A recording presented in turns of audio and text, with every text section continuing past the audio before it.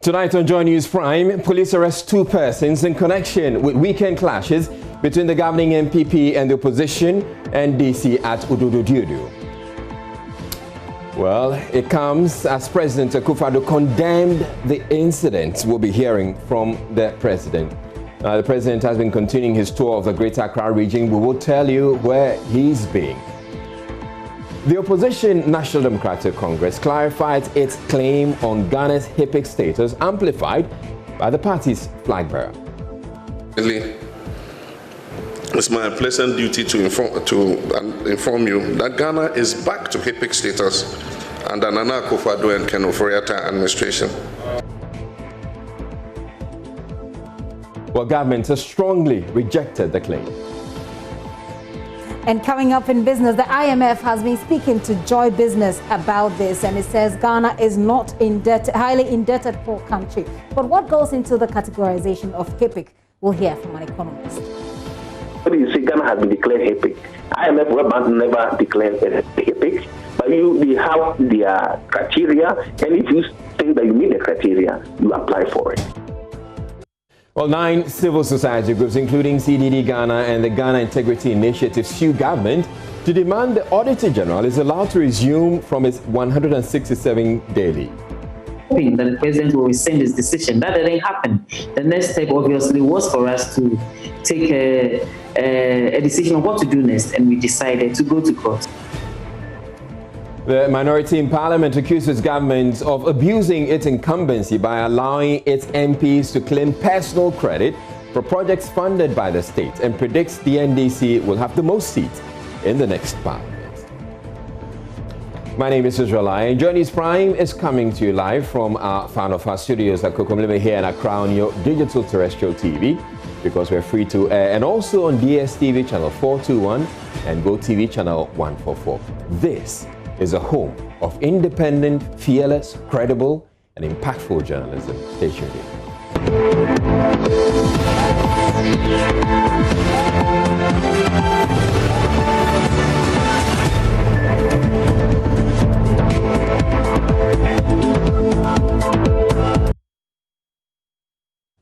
The police in Accra have announced the arrest of 2 people in connection with the weekend's violent clashes in the Ododo-Diodio constituency.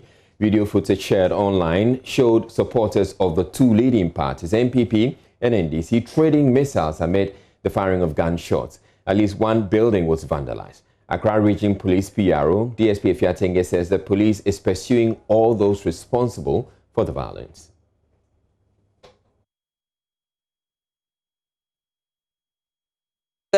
Regarding what happened in Ododo-Diodio constituency, that was last Sunday, the Jamestown police have been able to identify and arrest 2 persons whom we suspect had incited violence, or they were part of the rioting that took place on Sunday.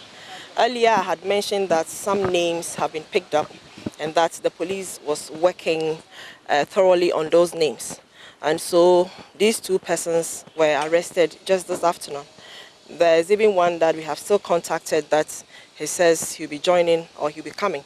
So we are exploiting all other avenues to ensure that persons whose names have appeared on our records of having caused the disturbances at the Ododo-Diodio constituency would be arrested for due cause to follow.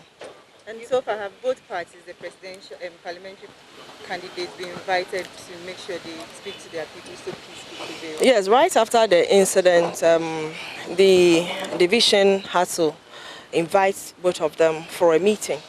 First of all, to find out what has gone wrong, what really happened, because all we know is a disturbance. So we really needed to know what really occasioned that disturbance. And they had assured us that they'll be coming. One of them was engaged and that he promised to come, but he was asking that if we could reschedule the time to make him available on that meeting. So we are expecting to meet all of them. It is also part of our processes as well. So my understanding is that so far the NDC parliamentary candidate, Nina Zebanda, has reported. Yesterday he told us he was reporting to the headquarters, but the NPP parliamentary candidate has not.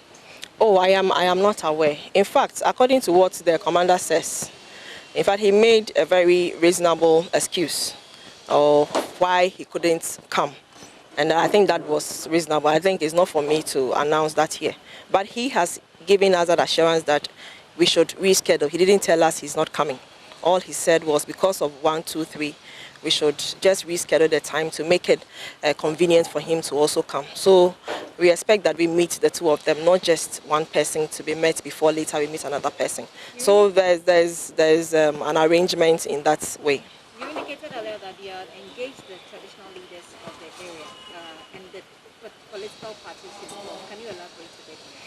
Yes, that was last month. We had the division having again identified the Odududu constituency as one of the flashpoints. They had to take that initiative and pay a visit to the Gamanche, where they only extended to them that they should all come together because they were looking for means of addressing the usual and the recurrence of the confrontations and disturbance that we continue to record in that constituency. Well, President Akufo-Addo has condemned the clashes between supporters of the governing NPP and the opposition NDC in the constituency. For him, it is those without a message who resort to violence and intimidation. Addressing a derby organized by the Traditional Council at Jamestown as part of his tour of the Greater Accra region, President Akufo-Addo called for total rejection of electoral violence before, during, and after the general elections. One peace in Accra. Shikia wafo. Baham femo gbele acho edwemomi. Je no kona no ye. The election is about expressing your views and making a choice. There's no need to fight. Only those who have nothing to offer foment trouble. If you have a good message, you sell it, rather than being violent. I'm pleading with you. We want peace during the elections. The world is watching us, and we have to behave properly.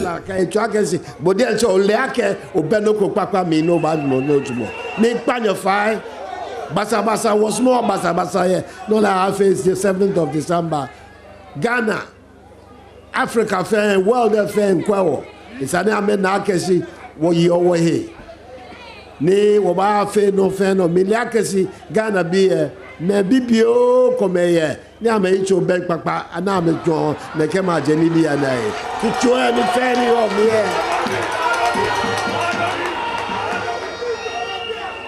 e for I can mene what na ke gafe buashi ni gantajeme sempe manche akumaje manche gbese. I'm here to finish my campaign at home, the Greater Accra region. I don't want to sit in the office all the time.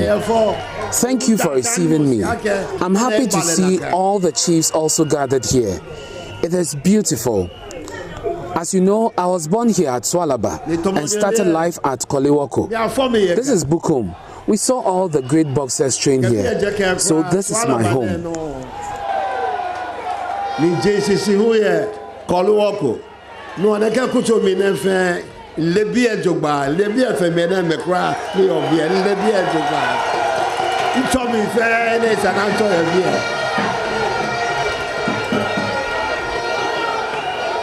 Boko mi woyo no mi wa gbege bi ase wo ba surprise so wa eje meni obi e o ba ko Vincent Okanme atoko e cloth me fe na no e bi e na train ye bi e na fe no bi e na ele maka kesi kemba bi e mbasia. The NPP parliamentary candidate for the constituency, Nilante Banaman, pledged to promote peace and appealed to his main opponent in the race to do the same. History me. In the annals of Odododio, Nipi Nipakba ni Ekenoya, Kashele Moba, President ko Bako Ghana ne Feko Agamasibi, Eko Bakoda. Nana Adodanko Akufo-Addo, Ekawe Yojoba, Sani Kade She Wakaile on the 7th December, Nana Adodanko Akufo-Addo, Ekawe Yojoba, Sani Wawakela Yojoba. Magba Faye Shibami. No president has developed Gamashi like President Akufo-Addo. He has been so good to the Ga people. Leadership is service and not lording over the people. So I want to plead with you. What happened over the weekend is very unlike me or in the nature of the NPP. We plead with all those fomenting trouble to stop, and I ask you to speak to them. Please vote for us this election. Let the history of 20 years ago repeat itself. Wake noya keshele mo jinoni wake ba gamashi ni noji grade ni wabatu wa gamashi ni watenshi wontu taflate ya eshibami iyeko MP shinyi wadromona ni bi fio ni government neighbor ni wontu eshipo ne no eko bako gamane ni da wote lo ko me ye bi ene eju egbena ajeso wa honorable mayor eju egbena Jerry Ahmed Said wa me ni takuto ne mi fe ni government ne baba wa ne ameju amegbena ame ani swelemo kenoya e ba wa gamashi ne no wa mi gba fai odododi obi ya esiba mi December 7th afi ni mo enyo pepepe ne nye wuka wa wo igbele no ni nye fe nye awo 20 years ago nye sa nye fi anye awo afi ne won pa nye fa ya esiba mi ake afi ne ni bi papa ni wo tenshi ni wontuwe. All right, so we have a lot more for you from the campaign trail, but right now let's do some other stories. Information Minister Kojo Nkrumah has debunked claims that Ghana has once again been ranked in the category of highly indebted poor countries, HIPC. HIPC represents a group of developing countries with high levels of poverty and debt overhang who had their debts forgiven by the World Bank, the International Monetary Fund, and other multilateral and bilateral commercial creditors between 1996 and 2001. According to Kojo Nkrumah, the numerous publications making rounds on social media purporting that the country has returned to HIPC is false and fake news. Speaking at the nation-building updates on Tuesday in Accra, the minister urged Ghanaians to be wary of what he describes as a deliberate attempt to discredit the work government has done since assuming office in 2017 to revive the economy as the general election in December approaches. If you have followed media discussions in the last 24 hours, you will notice a new trend showing up. There are suggestions being spread, particularly on social media, that Ghana has been declared HIPC again. I'm sure you would have noticed that a lot of persons are sharing material on social media that whether the IMF or the World Bank has declared Ghana HIPC or has listed Ghana as one of the HIPC countries. And it is a suggestion that the economy is not in as good a shape as we claim it is.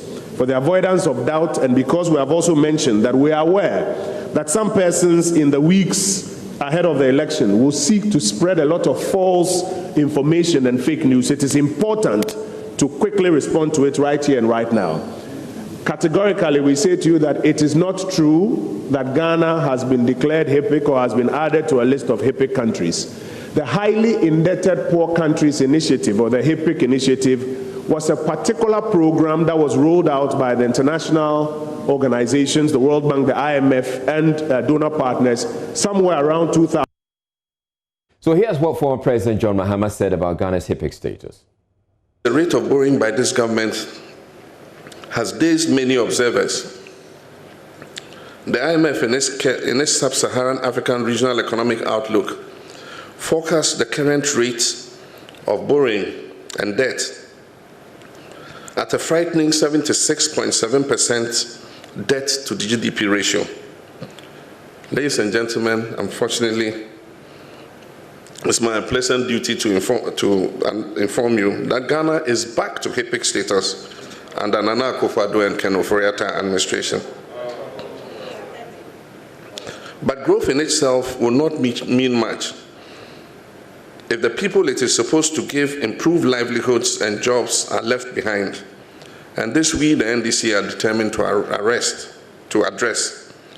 We observe that a vast percentage of Ghana's economy is controlled by foreign establishments who end up repatriating their profits made in this country to their countries of origin.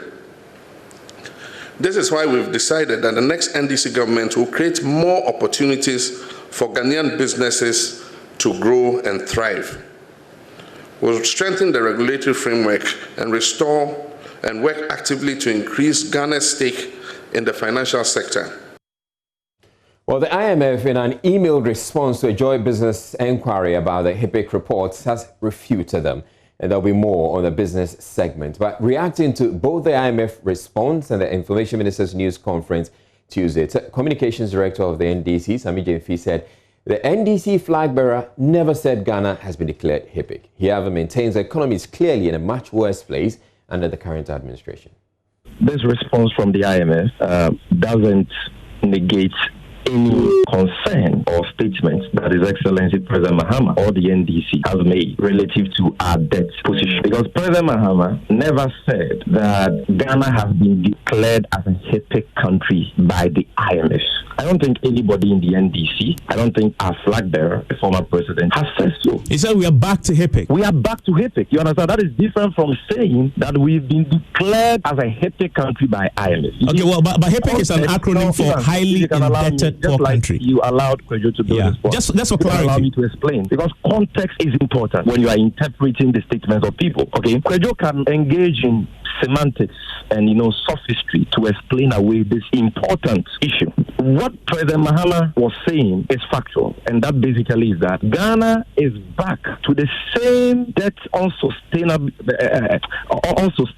position that we were at the time we were declared a HIPC country by the IMF and the World Bank, and we joined that.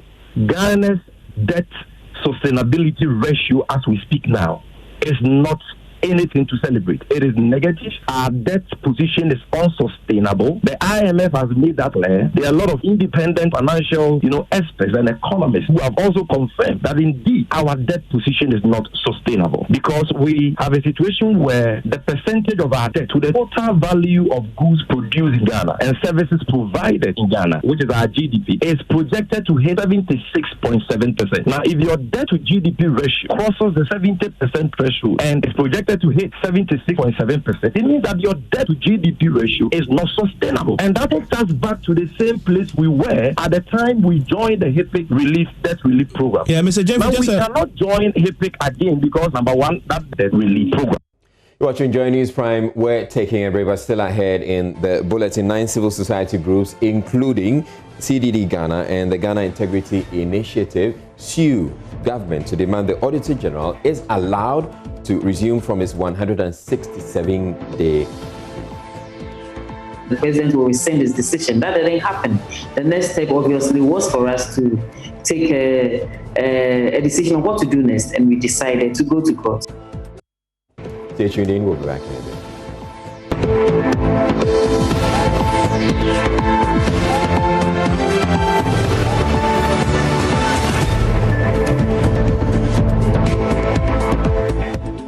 9 civil society organizations have canvassed 90 pages worth of legal arguments at the Supreme Court, seeking to have Auditor General Daniel Domelevo resume work from an extended leave. He's currently on a 167-day leave imposed by the presidency. The CSOs, including the Ghana Center for Democratic Development and Ghana Integrity Initiative, say the move by the presidency unlawfully interferes with the independence of the Office of the Auditor General.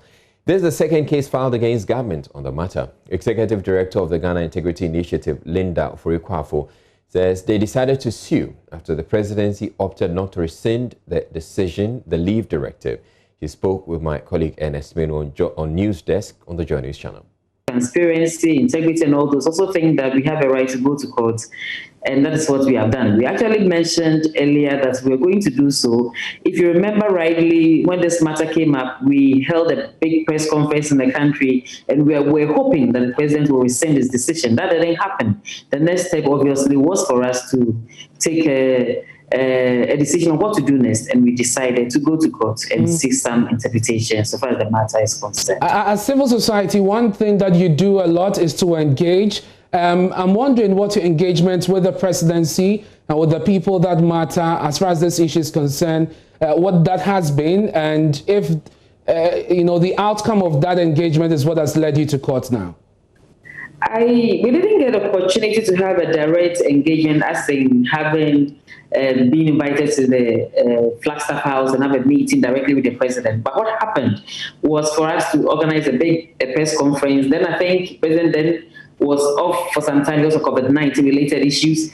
And then when he came back, he responded and said that he thinks that the decision the government has taken is in the interest of the country, and they were not going to rescind But then also, with our belief that we have some challenges to the decision that we've taken, we decided to go to court to seek interpretation. First and foremost, very important for us to state clearly that we are not doing this because of a particular individual. We are doing this to ensure that even now and in the future, independent state organizations will not have some sort of interference as far as their work is concerned. We need them to have the Electoral Commission, we have the SHRAC, we have many of them, OSC and all those, they are independent state organizations. When such interference starts coming, and we believe that it is not in line with what the Constitution provides, then obviously if we don't take any action, in future, we have ourselves to be blamed. So then we have a court that is ready to listen to our case because we think we have a good case. We have gone to court, and we have good lawyers who take this matter up at the right time. The Forum for Public Sector Registered Pension Schemes has called off a nationwide strike schedule for Wednesday to demand payment of past credits of retirees from the Social Security and National Insurance Trust, SNIT. The forum brings together a number of unions, including the Ghana Medical Association and the Ghana Registered Nurses and Midwives Association, and would have seen their members lay down their tools. Addressing the media after a series of meetings with the National Labour Commission, chairperson of the forum, Isaac Bampoado, says they've made significant headway in resolving the issues. In view of the fact that the terms of settlement has been accepted by the National Labour Commission as consent ruling, the forum has therefore called off its solidarity strike. We wish to inform our members and the general public that the government on one part and the forum on the other has agreed on terms of settlement that will bring about an amicable solution to the past credit impasse. The terms of settlement was filed at the National Labour Commission on 22nd October 2020. I'm pleased to note that the National Labour Commission accepted the terms of settlement as consent ruling in the matter on 26 October 2020. In other words, what should be done to resolve issues pertaining to past credits had been set out in the consent ruling. It is therefore incumbent on the stakeholders to play their roles to make the consent ruling achieve its object of bringing finality to the problems associated with past credits. The journey to this point has not been straight and smooth, if not rugged or crooked. Chief Policy Analyst at the Ghana Institute of Public Policy Options, Dr. Charles Reku-Brobe, has charged the NCC and civil society organizations to educate the public on the role of the media in holding power to account. Speaking to Joy News ahead of this year's Ban Redu Memorial Lectures themed Protecting the Public Purse, the Media and Fighting Corruption in the Republic of Ghana, Dr. Reku-Brobe said, as long as state institutions like the NCC neglect their core duty of ensuring civic education, the citizenry will continue to perceive the media as an enemy of the state instead of encouraging it to assert its authority. He says, as a fourth estate of the realm, the media should be encouraged to hold public office holders accountable because it is the only institution that can ensure the protection of the public purse without interference. The question is, once we elected a government, who makes sure that they do what they promised and, more importantly, do what is required of them by the Constitution? And here is where I think the media should see itself as traditionally described as the fourth estate of the realm, who must hold power to account. And we've been doing reasonably well so far, but not good enough, because not unnaturally or not unexpectedly, the power of the state is being pushed back against the media. And so you're finding that as the Fourth Republic progresses, the media is facing more and more resistance to its role of holding power to account. And so it is necessary to encourage the media that this is what it must do. In fact, the survival of the whole democratic endeavor, if it's not going to be stopped by another junior Jesus or Messiah, is that the media is seen to be acting as, if you like, the eyes and ears of the people in holding power to account. Like every profession, you get those who excel, those who are happy to just be looking on, those who are just happy to be reporting what the power says, he said, she said. But we need to celebrate those who see it as their duty to their country and to their people to do as intended, to hold power to account. And such people are rare in the media profession, and they are becoming even more rare as the power of the state is brought against them in various ways, which are quite inedible or unedible, and those of us who believe that we can never hold government to check unless we have a vibrant, strong media. He's also not enthused that there's been several cases of stifling of the media in the Fourth Republic, an era he feels should have made things better for practitioners. We are not culturally used to questioning authority. We are rather used to fawning on authority. So as soon as you start questioning authority, naturally you are perceived as an enemy of authority. And so part of the education we need to do, we have a very strong body of CSOs, but unfortunately, I don't think they educate the public enough. But we also have, for example, not just CSOs, we have a constitutional body which is called the National Commission of Civic Education. Now, NCCE, yes, its duty is not to do PR for COVID. No, that's not the duty of the NCCE. Manasseh Azure-Awuni will be delivering this year's lecture on October 29 at the Kofi Annan in India ICT Center in Accra. And it will be live here on the Joy News channel. Now, the Ministry of Health is resolving to make breast cancer awareness an all-year campaign rather than restricting it to the month of October. The ministry, at the launch of the National Breast Cancer Awareness Month Tuesday, explained that it is the reason it delayed this year's launch. The campaign, it says, will also target prevention in men. Judith Awoche Tando, a specialist with the ministry, is also suggesting the human fingers are better at detecting breast cancer in young women. The Ministry of Health described the late launch of the National Breast Cancer Awareness Month as a strategy to ensure that breast cancer awareness and treatment is a year-long activity. Cancer specialist Dr. Bafwe explains the ministry will also set up various breast cancer testing centers across the country along with other steps and strategies to ensure breast cancer awareness and treatment is indeed year-long. But we don't want it to be like October and we go and sleep. We want to make sure the whole year the activity, one of them is, we are going to set up wellness clinics where people will go to. We are going to divide the country into three, then move from one belt to another. That's what we are going to do. And also, we are also sensitizing our specialists to be moving. Deputy Health Minister Dr. Bernard Okoboy says government ultimately seeks to achieve a system where every disease is funded for by the state, and cited the recent addition of breast cancer treatment to the National Health Insurance Scheme. There's this thinking that some diseases are for people who are well-made. So you find a situation where TB drugs are given free, retro drugs free, and yet when it's cancer, you have to struggle. So the objective of this government ultimately is to come to a point where every pathology would be funded by the state or supported by the state in terms of access, so that nobody is denied health care and dies before their time.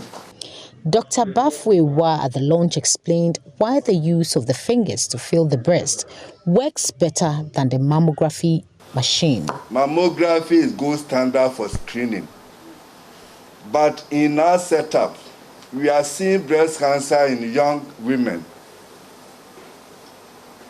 And mammography in young women, you know, because they have a lot of fat in their breasts, if you do only mammography, it doesn't help much. You're watching Joy News Prime. We're taking a break, but after the break, IMF says Ghana is not highly indebted poor country, has been suggested by a flag bearer of the opposition, NDC. We have all that coming up in business. Stay tuned.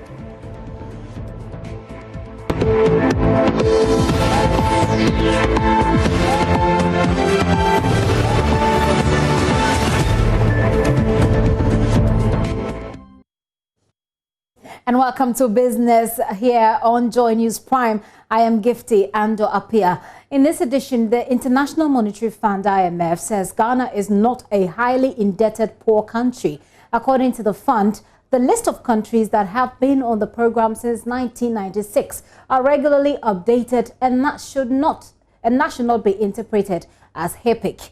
This follows its recent projections that Ghana will end the year with a debt to GDP ratio of 76.7% from the current 68%.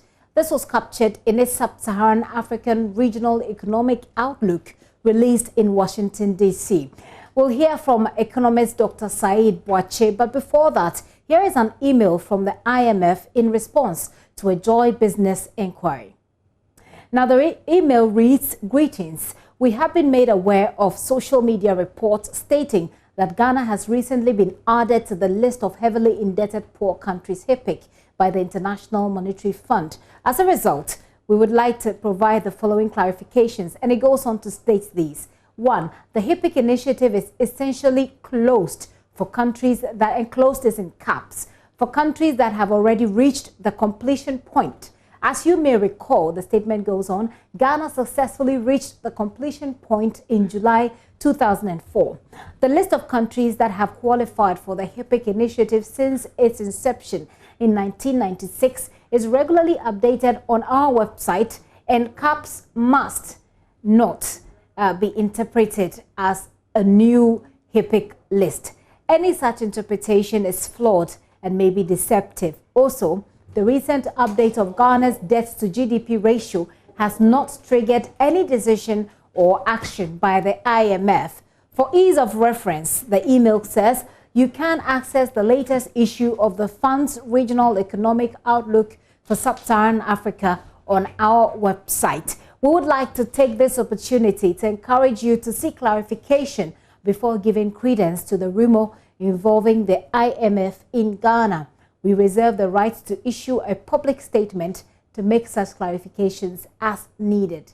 Stay safe and best regards. And it is signed off by Dr. Albert Tuna Mama, who is resident representative to Ghana. And that essentially a response to an inquiry put in by Joy Business seeking clarification following the flag bearer of the NDC, John Dramani Mahama's suggestion of HIPC. In the meantime, economist Dr. Said Boakye explains what it means to be a highly indebted poor country. He spoke earlier on the marketplace. It is very concerning, and the concern is not because you have debt.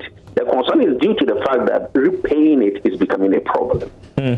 So that is a concern. But I want to talk about the HIPC thing.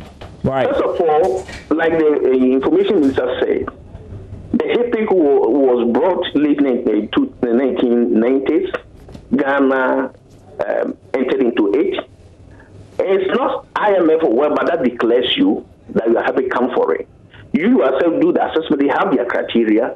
You do your assessment and see whether you want to go for it or not. Ghana went for it, and I don't think there's a second round HIPC. And for that matter, Ghana does not qualify. If even he wants to go for the debt relief, I don't think there's a second round. So that is it. If somebody says Ghana has been declared HIPC, IMF World Bank never declared a HIPC, but they have their criteria, and if you think that you meet the criteria, you apply for it. But getting back to the debt issue, yes, of course. One could argue that around 70s, the GDP, debt to GDP is not so much. But you should remember that the country's GDP has been rebased. It was rebased in 2010, it was rebased in 2018. So the GDP has been enlarged. And if your debt to GDP is so much, exceeding 70%, it means that debt burden is strong. But I don't want to look at debt to GDP ratio. I want to look at debt service expenditure to your revenue ratio. For you repay your debt out of the revenue you have. And that looks quite ugly. And it is very concerning. That's an economist there with what goes into the categorization of HIPIC. Now, Finance Minister Ken Ofori-Atta is expected to present the interim 2021 budget to Parliament on Wednesday, that is tomorrow. This was after the House approved the proposed date put forward by the Finance Ministry. But why will this presentation not come with any major policy interventions? George Riafe has details. The country's financial administration laws requires the finance minister to present to Parliament the budget for next year no later than November 30 of the previous year, or let's say 1 month before we enter the actual spending year for government. This practice is meant to present the government of the day an opportunity to start the new year with an approved financial statement by Parliament.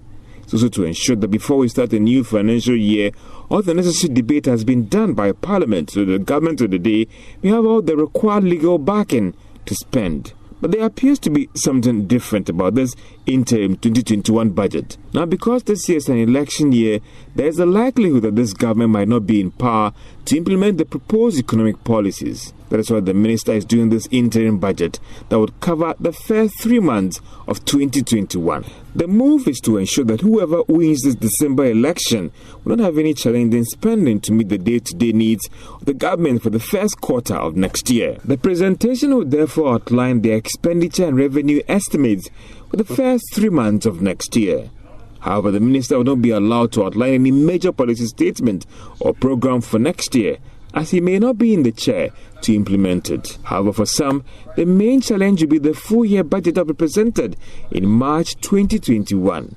It has been argued that whoever might be in power will have to deal with the high budget deficit coming from 2020 and how they intend to finance it. Will the government today be looking at increasing taxes to deal with it, or go out and borrow, having in mind the rising debt stock and the threat that Ghana could soon be classified as a debt-distressed country by the IMF and the World Bank? And that'll be all for business this hour. We're back after 8 with more. There's sport, and then Israel will continue with the news.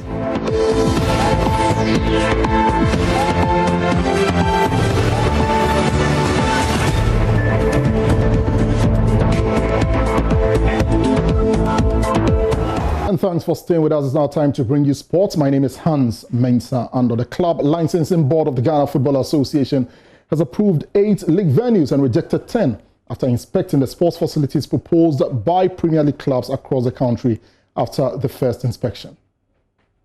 Clubs were granted conditional approvals pending the completion of requirements for a full license. The 10 clubs will have their venues re-inspected by the Club Licensing Board before a decision on whether they are deemed qualified enough to host matches is taken. Of the 8 approved venues, 5 clubs, House of Oak, Inter Allies, Legon Cities, Great Olympics and Kumasi Asante Kotoko will be using the Accra Sports Stadium. The Dansoman Karl-Randolph Park and Obuasi Lenkley Sports Stadium are among the 10 league centres rejected by the FA. The other venues include the temporal home of Midiame SC, the Akun Park. The Mauve and Yellows had to relocate to a new venue due to the construction of a 10,000 capacity stadium at the Takwa and Abuaso area. Dreams FC's Theatre of Dreams, based in Deo, also requires re-inspection. Carol's Camp Park, despite the rehabilitation, has not met the requirements yet. Golden City Park, the home venue of former league champions Brekum Chelsea, must be worked on before the next visit of the board. Almina Sharks, Kim Faisal, Tachima 11 Wonders and Bechim United will all have their venues re-inspected.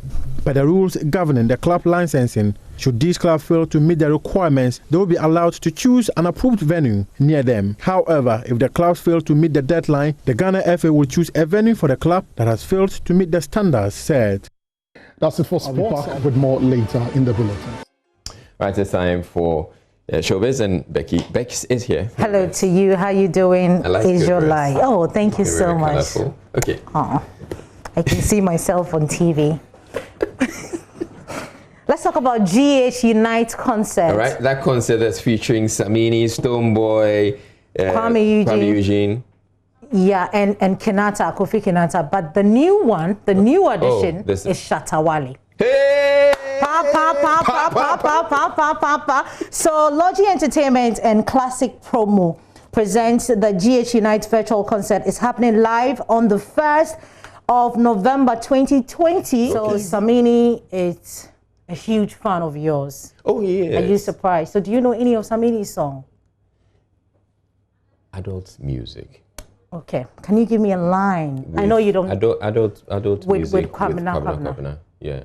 Okay. You have to play the beat first. Oh,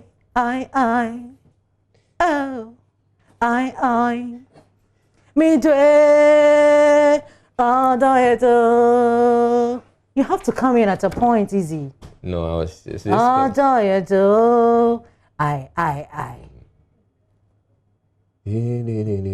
yeah. And then you fast forward Samini. Okay. So yeah, but if he's gonna be on and Kwabena is not on, they're not gonna perform that one. No, they're not going to perform. So you have to figure out too. I mean, Samini has been here for a very long time. How about Shatta Wale? He has Shatta Wale. Okay, let's do that another time. Really? You don't want to sing the song? No, I come and sing for you. Okay. Just for you. You see, because I don't have their rehearsals, I was hoping that you will, do a bit of their rehearsals for them. But Kwame Eugene, on the other hand, has been rehearsing. Let's check it out. You can't miss. Yeah, you can't. It's on Saturday. It's virtual. You need to get your tickets and make sure that it happens for us. We have between now and Saturday. I mean, you can raise 220 CD. No, I'm going to do that song for you. Okay. There's one particular Samini song. Linda. Not Linda. Where my baby dear. That's an international hit, actually. It's an international hit. You probably don't know, but we'll bring it back. We'll bring it tomorrow. Okay. Yeah? Okay. We might have Samini tomorrow, so you might want to rehearse. We could do that. We could do that. All right. Okay. Thank you very much, thanks for bringing us showbiz. So we have more news. Stay tuned in. Leader Haruna Iddrisu is accusing the NPP government of abusing incumbency by letting its parliamentary candidates take credit for state development initiatives in an attempt to win more parliamentary seats. He is, however, predicting the NDC will still win between 36 and 47 additional seats in parliament after the December 7 elections. The NDC currently has 106 of the 275 seats in the House. If the prediction comes true, the NDC could have as many as 153 seats in the House, leaving the NPP with 122. Mr. Iddrisu tells Joy News the NDC will definitely have the majority of seats in the next parliament. Expect that Ghana's fiscal deficit will not be less than 15% of GDP, and that is very worrying into the future. Is there evidence the NDC will be able to turn this around beyond 2021? A very challenging economy. We need to get the country united behind the elected candidate. We are very optimistic of victory, both at parliamentary and presidential elections. What's your own projection of that with parliamentary, for example? Oh, I expect 36 to 47 new seats. In addition to you can mark my words on 8 December. 5 already. I say with 36 to 47 is our target, and I think that that's good enough. That will take you to a very slim majority. That will take you to a very slim majority, around 100, a little over 130 plus. Parliament is likely to be very, very close in terms of margins. There would be a slim majority in Parliament, but we're optimistic that it will be an NDC majority. With their parliamentary candidates, as you've claimed, inaugurating projects and taking credit for developmental projects. Taking credit for. Wouldn't that negatively impact the chances of you, NDC, actually annexing a majority going forward? Another especially when you are predicting will be slim. Many of the state-owned enterprise and institutions have recruited more than they require, so productivity have been thrown to the dogs, and some of the institutions cannot even pay their staff as regularly as they used to do. We've seen instances where even parliamentary candidates are commissioning projects and are supervising projects. Abuse of state authority, abuse of state resources and incumbency, particularly under the development authorities, and will scrutinize thoroughly the expenditure of the development authorities from now until early next year. And it will be revealing for you to see a parliamentary candidate go there and say that I'm giving you a school block and commission it. Under what authority? Who is a parliamentary candidate? At least if you say a member of parliament or a district chief executive, that is understandable. The NDC in the Ejumaku-Enyane Siam constituency is blaming the Ejumaku Police and the Central Regional Police Command of turning a deaf ear to complaints about brutalities being meted out to them by the NPP. They say if the trend continues, they would have no alternative than to retaliate to save the lives of their party members. At a news conference at Ejumaku, the Constituency Communications Officer Galahad Alex Andor chronicled series of attacks visited on the NDC supporters that the police have failed to act on. In a separate news conference, the NPP is also accusing the NDC of thuggery in the constituency that they allege is spearheaded by the party's candidate, Dr. Kasil Atoforse. That's disturbing the peace in the area. Richard Konyonyako has been covering both news conferences and has come through with this report. Ladies and gentlemen, we wish to give you the vivid accounts on some of these violent attacks they have initiated and unleashed on the innocent members of our party, whilst the biased Central Regional Police and the Divisional Police Command appear unconcerned, even when these attacks are reported timely with hardcore ocular material evidence.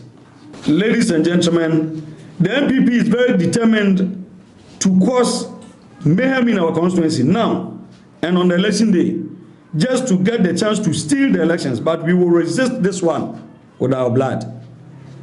Friends from the media, now this is a shocker to all of you here in this room.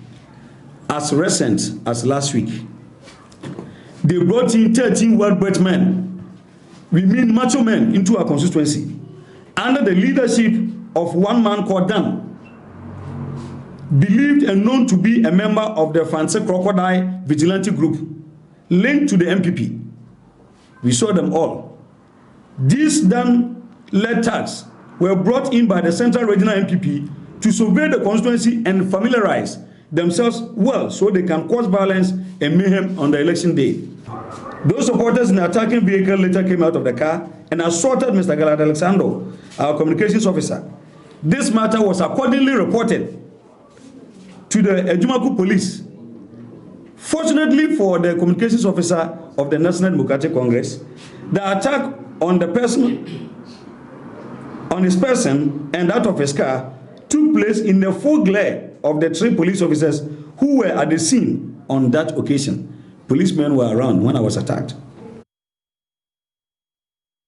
We will bring you the full report later. Do stay tuned in. But the Inspector General of Police, James Opombonu, has assured people of the Volta region of their safety as the country gears towards its 8th general elections. According to him, more security officials will be detailed as reinforcement to the already deployed officers in the region to prevent incidents of violence, insurgents or uprising, which may lead to the loss of life and property. The IGP disclosed this during his day's working visit of the Volta region to assess the readiness of the police ahead of the December 7 general elections. He said the decision was arrived at following attacks on police installations in the whole STC bus terminal by persons believed to be associated with factions clamoring for the cession of portions of Ghana's eastern territories. Let me appeal to Ghanaians that we should all go to the polling stations, vote, and leave our homes peacefully.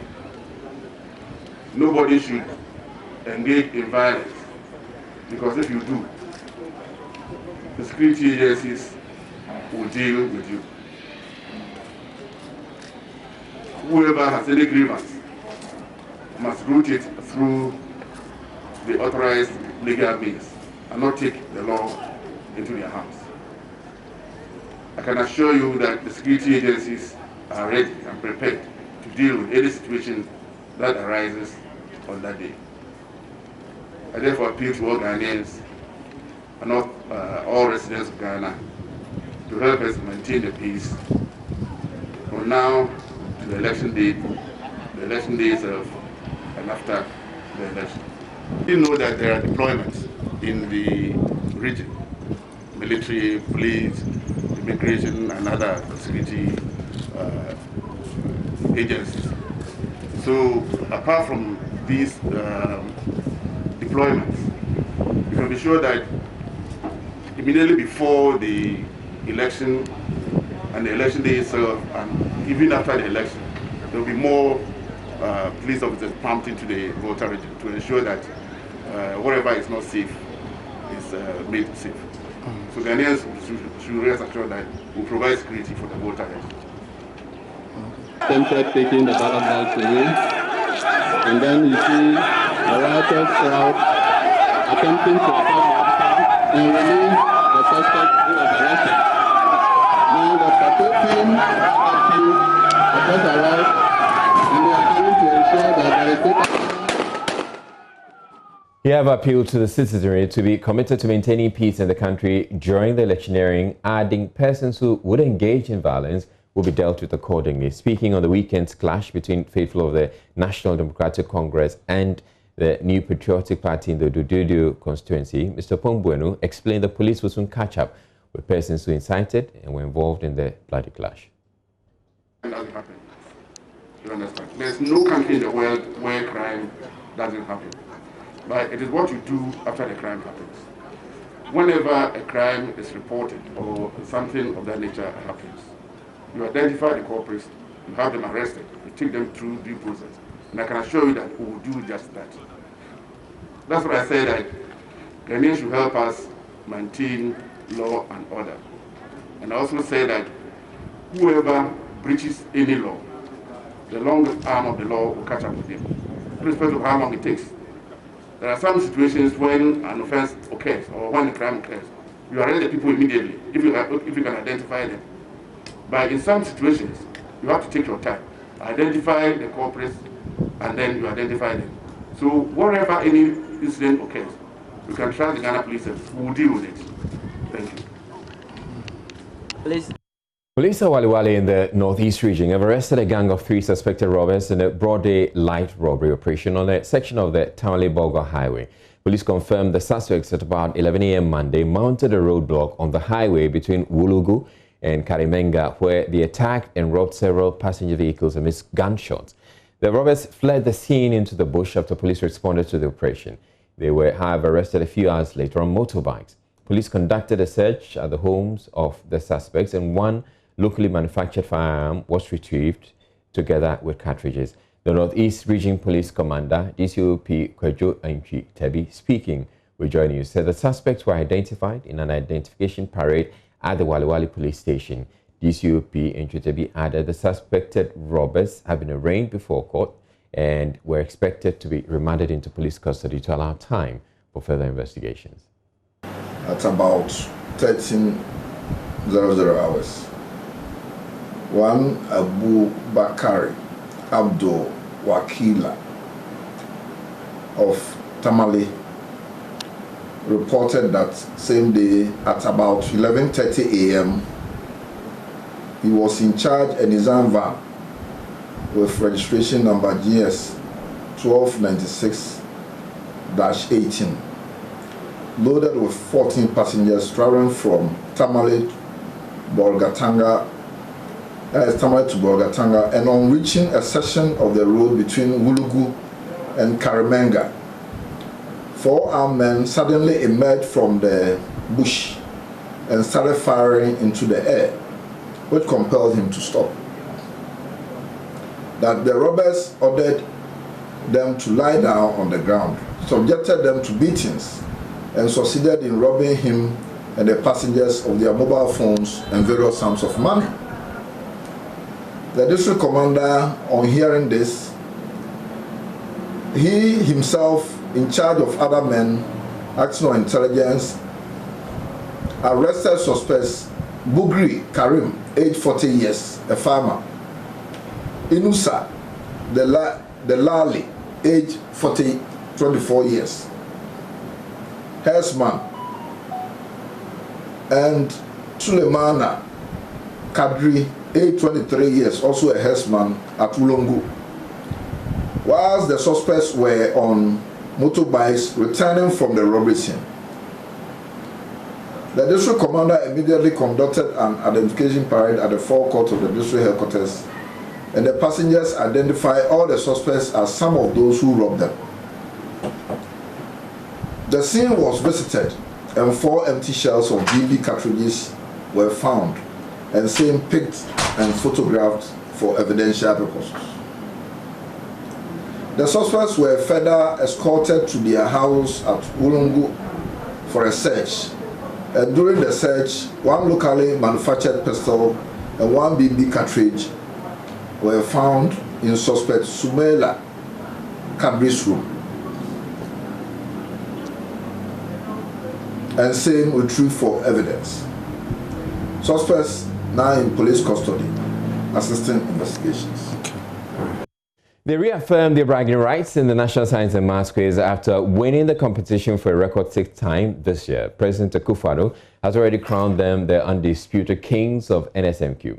But after they thrilled the nation with their scientific and mathematical supremacy, the Presec boys got a treat of their lives last weekend when they cruised on the Volta Lake as part of their winning package. PSA Nane Asafo was there. You'll be a program, no? So, me be friend me catch say and we na cool intino because you be a me near that year cry, but if I have to put it there and I just say we will meet you on cry, just say 1 minute we could meet me who may be around 3 dua, just say I have to be there. The tour by Adansi Travels was under a package dubbed Dam City Escape and was in collaboration with Primetime Limited, Dodi World and the Volta Hotel. The NSMQ winners were thrilled to be in Akwemu Fie, but that was only the beginning of a colorful 3-day experience. Hello? Hello there. By the time they had gone through the Abri Gardens, felt the breeze of the Dodi cruise and conquered Ghana's highest mountain, Afajatu, amongst others, they had come to appreciate a new level of nature. Some facts came as a surprise. From Equatorial Guinea back to Ghana here in those days was 6 weeks journey by sea. And also, due to low technology in those days, they were not having the aeroplane for the traveling. So if it was true that Tetteh Quarshie swallowed the cocoa beans, would he visit the washroom? It is never true that Tetteh Quarshie swallowed the cocoa beans before he brought it. Others were a little scary. Don't forget that we have snakes here, and then other animals that they are not likely to see. So just follow the rules. You don't stay alone. And some even seemed familiar.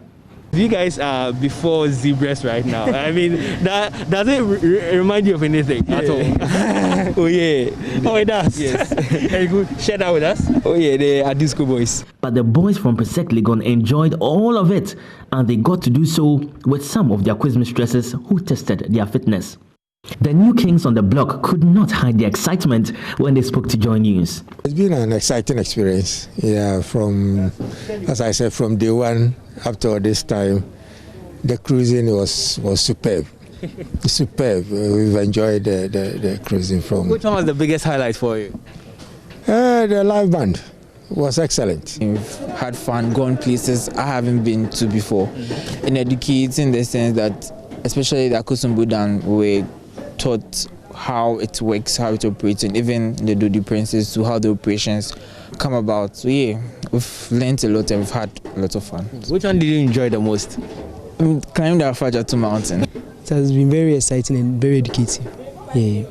So I've really enjoyed it. And also it has helped me to network more than before. Because when we went to, I think, Akosombo, I was able to meet some old boys and I took their number. Yeah, so I'm going to follow up. Our final word as champions, we would like to appreciate the work of our fellow teammates who couldn't be here with us. They did very well. They really helped us, and they are the reason why we are here today. So we'd like to appreciate them, our teammates, and also our teachers who couldn't make it, and Presec, the entire Presec fraternity. We'd like to appreciate them. They may or may not be dethroned next year. The Presbyterian Boys Secondary School Legon are still celebrating 6. PSA Nane Asafo, Joy News.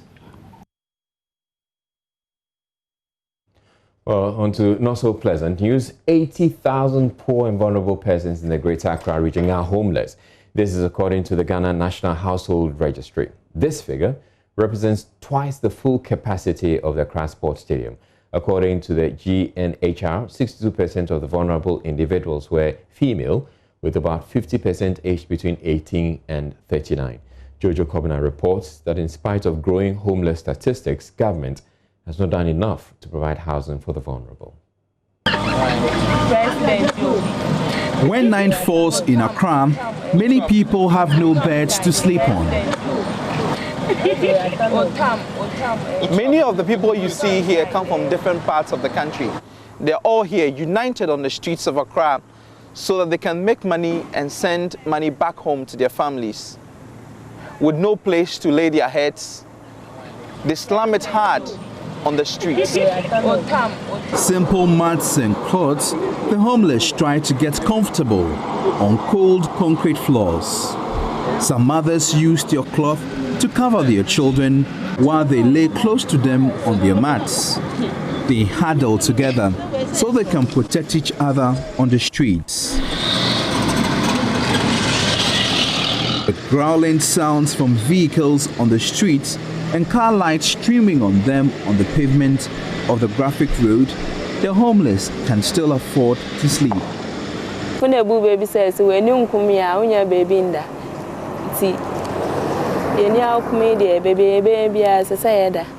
That is Helena.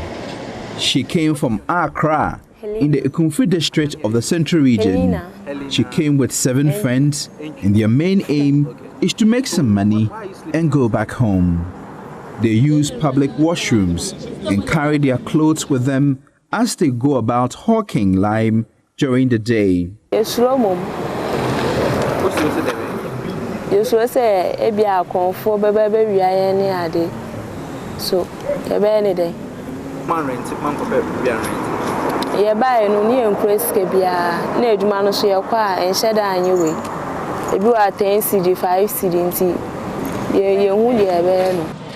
Ghana's current housing deficit stands at 2 million.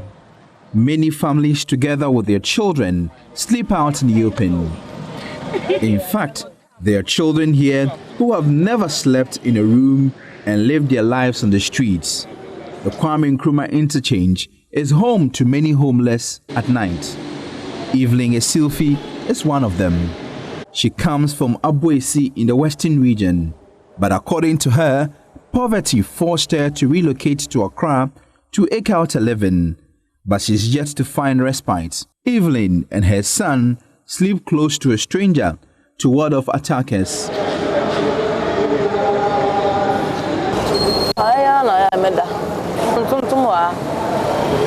But because of higher hunger, and I'm so much and the Senate in case not a 70 Paboni Bimpo say, and your crime team of Bonnie behind you. I'm a banner by Yellow Ada. So I will be done in because of malaria. Hopes to start selling soon so she can afford to cater for her son.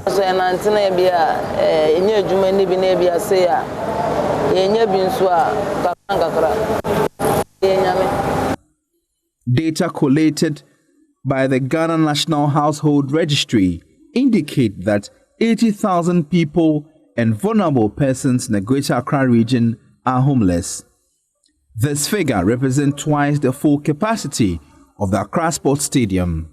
According to the Ghana National Household Registry, 62% of the vulnerable individuals were female, with about 50% aged between 18 and 39, and about 20% between 40 and 59.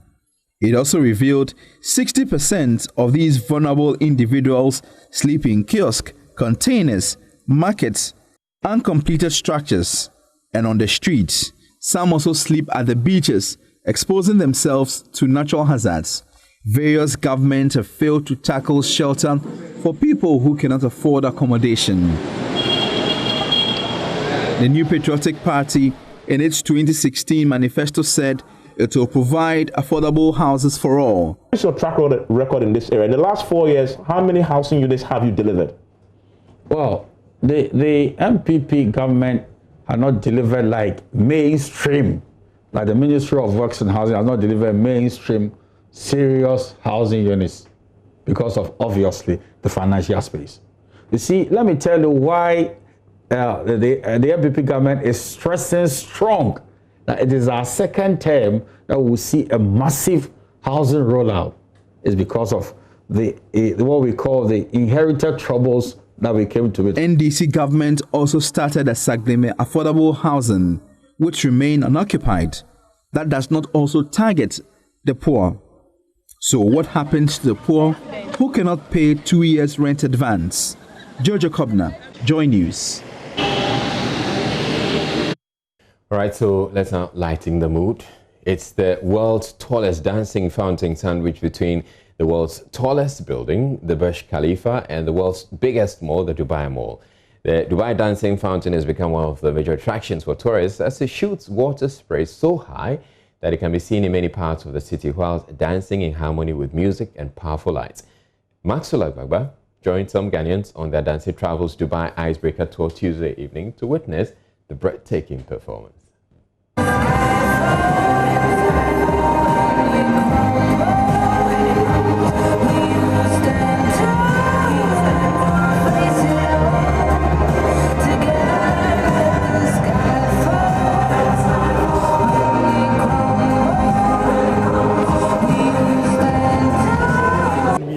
Here at the fountain area. Here, I see the Dubai Mall is here. We also have the Burj Khalifa just some meters away. Some minutes ago, we saw. I really do not have enough words to describe what we saw. The dancing fountain, great scenery here in Dubai. You saw quite a number of people, watching that. I have a man here with me, Richard. Yes, Richard has been working here for the past 2 years, and he's going to tell us more about the dancing, fountain and what we saw just some minutes ago. Richard, what you just witnessed was the fountain show on the lake.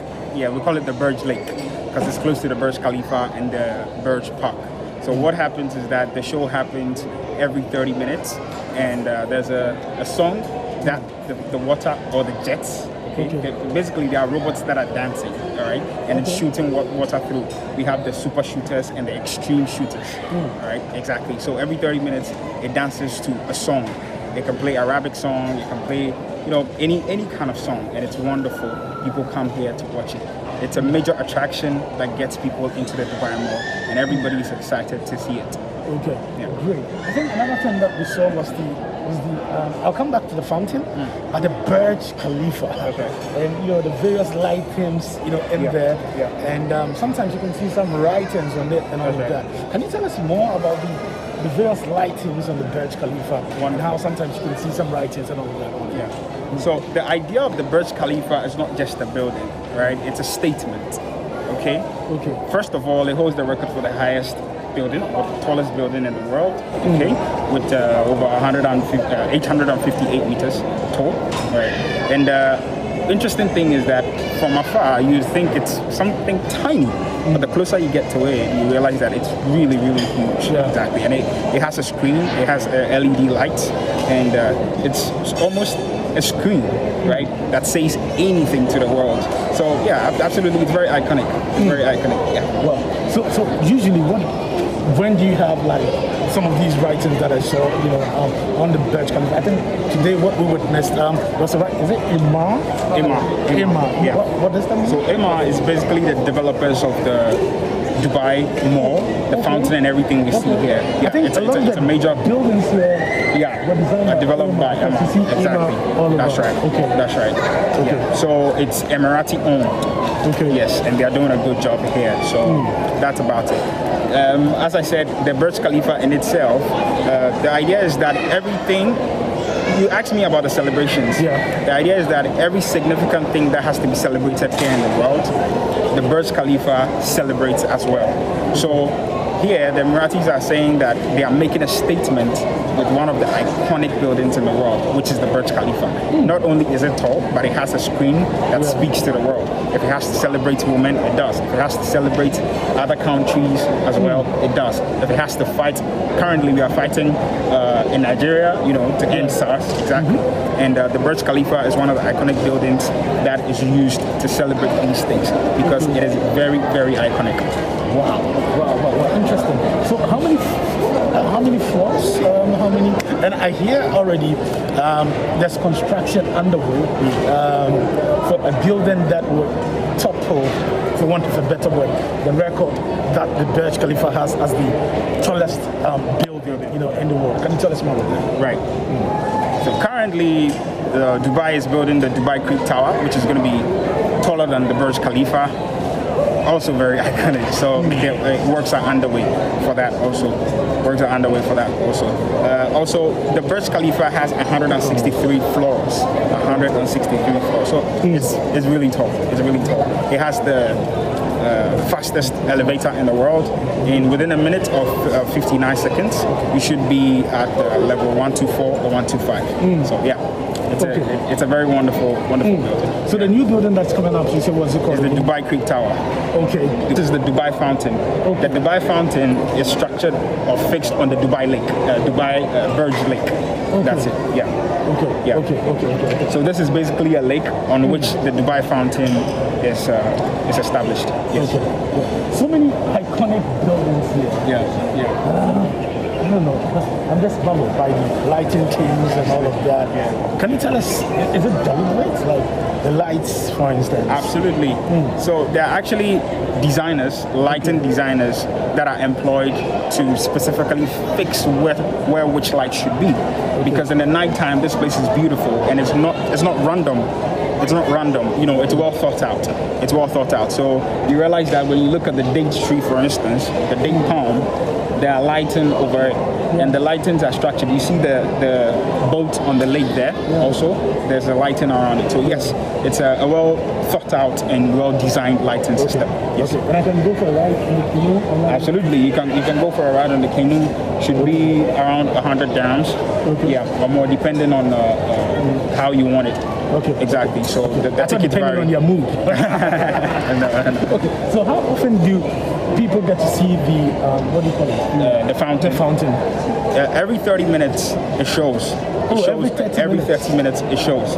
Yes, there's the afternoon show and then there's the evening show. So from 7 p.m. it starts showing every 30 minutes. So if you miss one, 30 minutes later you can catch up with the other one. Well, as for the dancing fountain, we have some here in Accra. You can go to Circle Dubai, right here in Accra. Yeah, there you see it on the screen. It's probably not as, it doesn't shoot as high as the one in Dubai, but yeah, we got a dancing fountain too. All right, we're taking a break and I'll bring you more business. Stay tuned.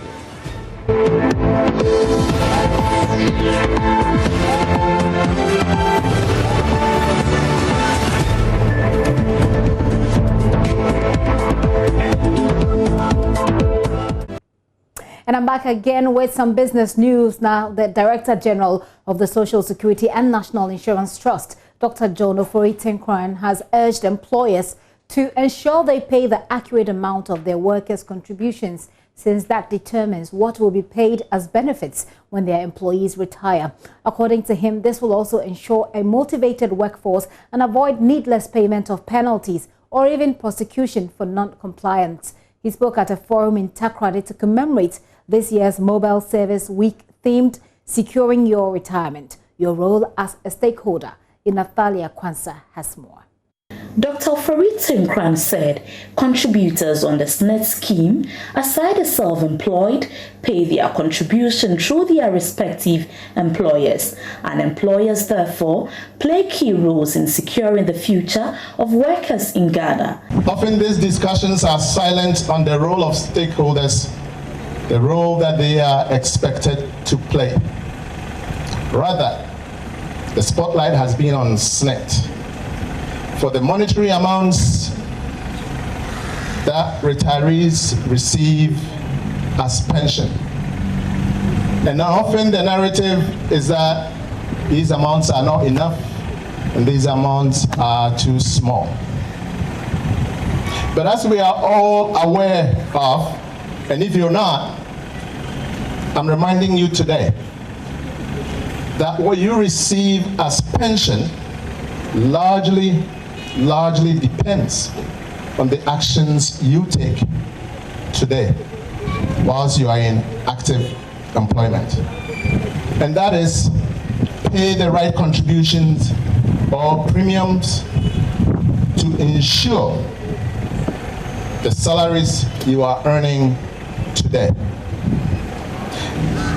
Employers play key roles in securing the future of workers in Ghana. When you start operating a new establishment, you're obliged to first register your business and your workers within 30 days of commencement of operations.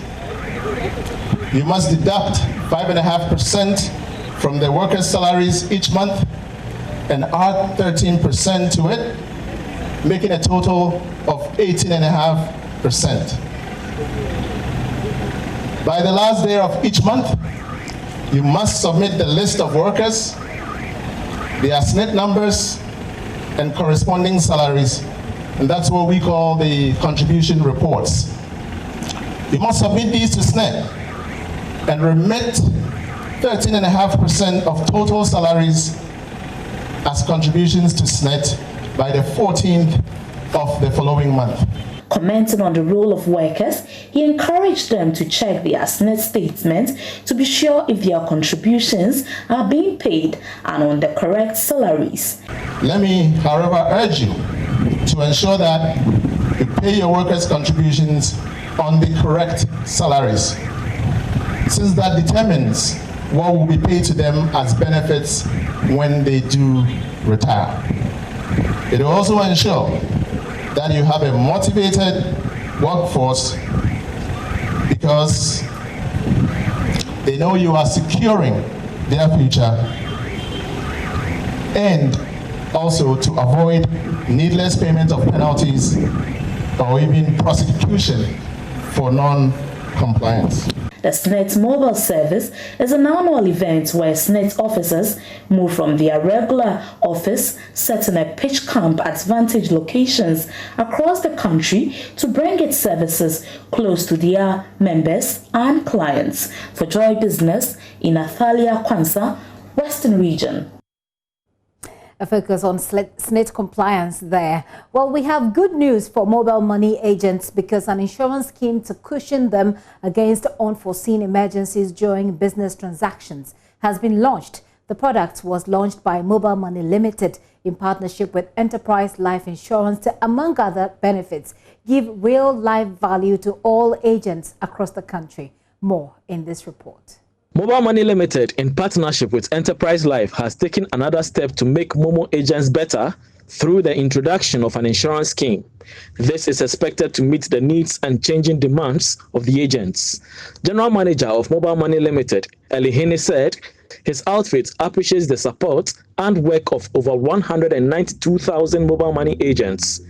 He advised the agents to adhere to the principles and standards of mobile money transactions. And I believe that having set the tone, we will continuously review the various packages and look at ways of enhancing it even better to meet the needs and the changing demands of the work.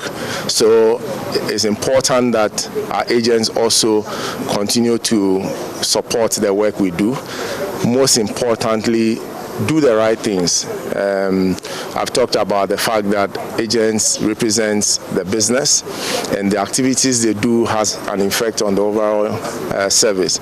And so they are supposed to work within the confines of what we've all agreed, and therefore they should charge the right fees. They should not be charging unapproved fees. And in instances where there are even no fees, they are charging fees, increase in the fees. Those are all bad practices, and we term all those as fraudulent. And so we want to encourage our agents to do the right thing so that the business can grow. Because once the customers are confident in the service and they love what they are getting, the support they are getting, they will continue to patronize the service, and the service will grow, and they will also get their benefit as a result. Meanwhile, the managing director of Enterprise Life, Jacqueline Benyi, says the partnership is an opportunity for agents to expand and provide affordable life solutions to many Ghanaians. As a company, we have positioned ourselves to ensure that we are providing affordable life insurance solutions to as many Ghanaian families as possible. So for MTN to decide to do this for its agents is an opportunity that we get to expand our horizon as we provide the affordable life insurance solutions to as many Ghanaian families. Our aim is to ensure that the destinies of Ghanaian families are preserved, the well-being of Ghanaian families are preserved, and the best instrument to do that really is through life insurance, because life is full of uncertainties, you know. So when these things come in, that's when we also come in to show our prowess by paying the claims out. The chairman of Agents Association said the initiative comes at a crucial time for all agents. I hope it's good news indeed for all of you who are mobile money vendors. Well, that'll be it for me, Gifty and Dropia. There's still sports and Israelite to continue. Thanks for staying with us, and you're welcome to the second installment of Sports. And the CEO of Wembley Sports Construction Company Limited, Robert Coleman, on Sunday, October 25, handed over the Kibi AstroTurf project to the Ministry of Inner City and Zongo Development. In a ceremony at Kibi, the AstroTurf expert received a lot of applause as the people of Kibi were overwhelmed by the magnificence of the project. The ultra-modern facility, which was constructed by artificial pitch experts Wembley Sports Construction Limited, boasts of a FIFA standard football pitch, spectator stands, floodlights, changing rooms and washrooms. The AstroTurf is expected to play a major role in football talent identification and development in Chebi and its environs. Speaking during the handing over ceremony, Minister for Inner City and Zongo Development, Dr. Mustafa Hamid, said the facility can host other events apart from football. We want to say that if Zongo people want to use this facility for private purposes, please, they are welcome to use it, but they ought to pay for it. And so we are urging the municipal chief executive to together with the Zongo chief, after we have left, to sit down and form a management committee. Robert Coleman is Chief Executive Officer of Wembley Sports Construction Limited. When you have a client who says, I want a 7-a-side football pitch, if you have a client who says, I want 11-a-side football pitch, they give you the dimensions. If you go to the new town, we have done an 8,030 square meters football pitch. The contract was that we should do 6,000 square meters because we wanted it to be community-based. So it is not as if we are doing that, but it is the client who gives you the contract. Former Black Stars captain Stephen Appiah, who was one of the invited guests at the event, underscored the importance of artificial pitches in football talent development. Everywhere. Let's throw, a ball right now. You will see most of the guys behind the fence. When they started kicking the ball, you can see that how to discover them, that's the problem. So I think we have to work on that, because we go outside this fence, you see two boys playing, there's a talent right there. So we have to know how to discover them. I've been working with Betway for the past 4 years. We did the talent search, and I think at times it's amazing. The main goal of Wembley Sports Construction Limited is to construct a state-of-the-art artificial pitch in every constituency in the country. Well, we are getting ready for the new Ghana Premier League season, and Accra Great Olympics certainly are making preparations towards that. To the start of the Ghana Premier League, Great Olympics are training intensely as they seek to start the campaign. On a good note, head coach of the club, Arno Walker, declares his squad ready for the upcoming season. Of course, yes. That's why we started training, because we are getting ourselves ready for the Premier League, and we are ready. Yeah. Okay, let's talk about your new signings. I understand that about 10 players or even more have joined the club. What are they bringing on board? Okay, in fact, last year we're having some young players and some old players. But unfortunately, we've left the old players and we've had some young ones. It has been close to 20 days since Great Olympics resumed training following government's decision to lift ban on contact sports. Coach Arnold Walker is very happy with the way training sessions have gone. Honestly, like you asked, we trained for the past, this is the third week. We started from here. The whole of last week we were at the beach doing the physical and the hard work at the beach. God willingly, this week we started on the pitch. That is tactical work and my formation that I'm going to play in there. I'm teaching what I'm going to play when the league starts. And my boys are responding very fast, and I'm really happy with what I'm seeing. Great Olympics travel to Tarkwa to face Midiama Sporting Club on match day 1 of the Ghana Premier League. That's it for sports. You can read more on myjoyonline.com/sport. You can also follow us on the various social media pages, Joy Sports GH. My name is Hans Mensah. And that'll be all for the bulletin for tonight. Time is Reliant. Thank you very much for watching. Up next, we bring you PM Express. Do stay tuned.